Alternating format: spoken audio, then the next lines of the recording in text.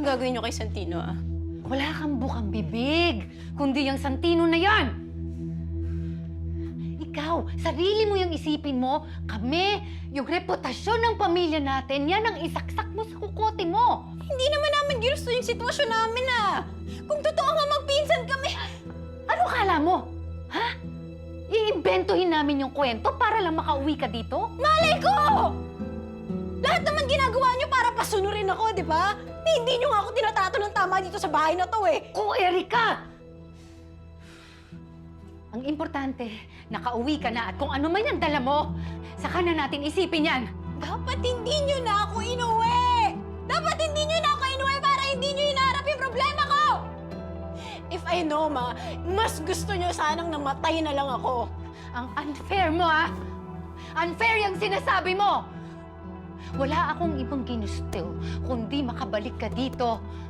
Na sana makauwi ka kahit ano yung lagay mo. Pero hindi kasi ako ready dyan, Erika. Kung di mo matanggap yung sitwasyon mo, mas lalo kami, mas lalo ako!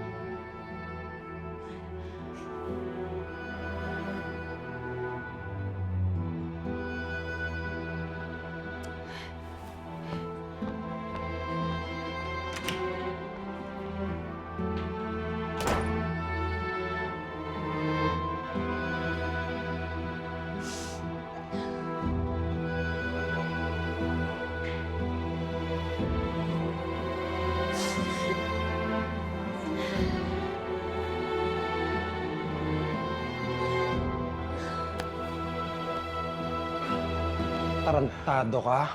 Bakit mo ko sinubukang patayin? Luto si Tanggol?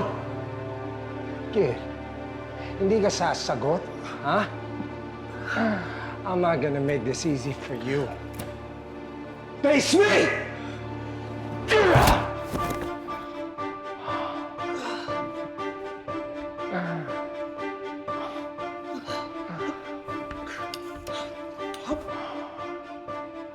I'm gonna make your life a living hell, kid.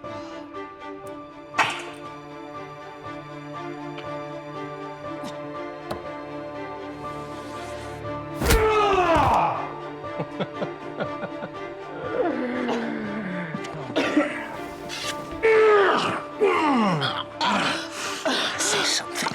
Say something. Magsasalita ka ba? Ha? Dito! Ano yan?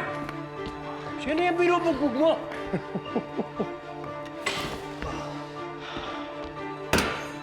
Siya lang naman ang tumangay kay Erika pa. At hindi lang yon, binuntis pa niya.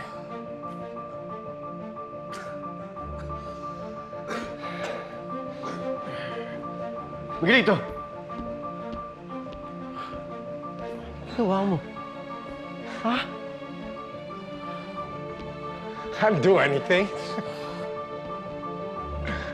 Nangako kay Dimagi ba na walang mangyayari sa anak? Yan, Miguelito! Dimagi ba? Halika dito. Hoy! Ano-ano mo si Marites? Anak siya ni Marites. Apo ni Matilde. Bunsong kapatid ni Tanggol. At nabuntis na si Erika. Pa, dito siya titira para sa anak na ni Erika. Welcome to my home, kid. I'm gonna make your life a living hell.